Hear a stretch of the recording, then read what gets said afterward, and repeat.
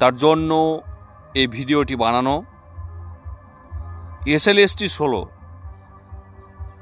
Group C, group D, নবম, দশম, একাদশ, দ্বাদশ, অর্থাৎ 26,000 চাকরি বাতিল মামলা, যেটি হাইকোর্টে দেবাংশু বসাক মাননীয় বিচারপতি ডিভিশন বেঞ্চে সম্পূর্ণরূপেই খারিজ হয়ে গিয়েছিল। খারিজ হয়ে যাওয়ার মূল কারণই হলো একটাই, কমিশন যোগ্য ও অযোগ্য এই সেগ্রিগেশন করতে ব্যর্থ। মাননীয় বিচারপতিদ্বয় বারবার বলেছিলেন, সময় দিয়েছিলেন, কিন্তু তারা যোগ্য ও অযোগ্যর বাজ বিচার করতে পারেন নাই।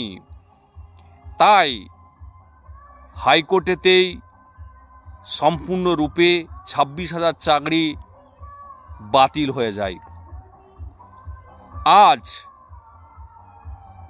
যা পরিবেশ পরিস্থিতি তৈরি হয়েছে চারিদিকে, সত্যিই কি 26,000 চাকরি বাতিল হয়ে যাবে?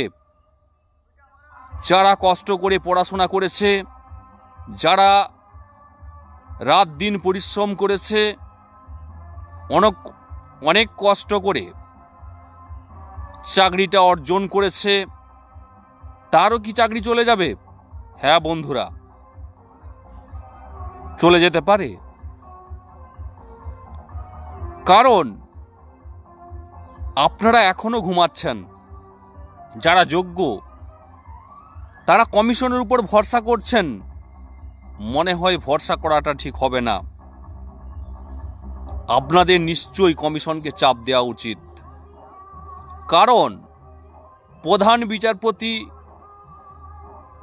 মাননীয় সঞ্জীব খান্না মহাশয় যা সেদিন মন্তব্য করেছেন বা পর্যবেক্ষণ করেছেন, তিনি পরিষ্কার জানিয়ে দিয়েছেন 65B ধারাতে তিনি ঢুকবেনই না। তিনি পরিষ্কার বলেছেন যে তিনি জানেন কোন পদ্ধতিতে মামলাটাকে এগিয়ে নিয়ে যাবেন।